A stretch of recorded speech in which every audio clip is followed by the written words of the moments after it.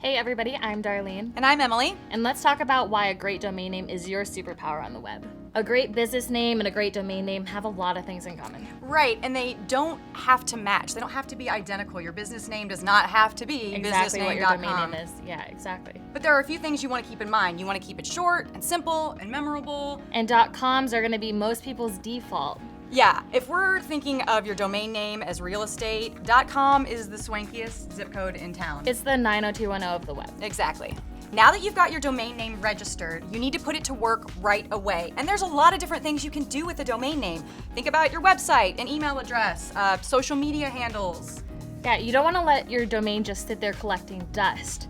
You haven't built a website yet, but you have a social media profile, you have some business pages online. Forward your domain name to it so people can find you right away. I'm Darlene. And I'm Emily. And thanks for stopping by.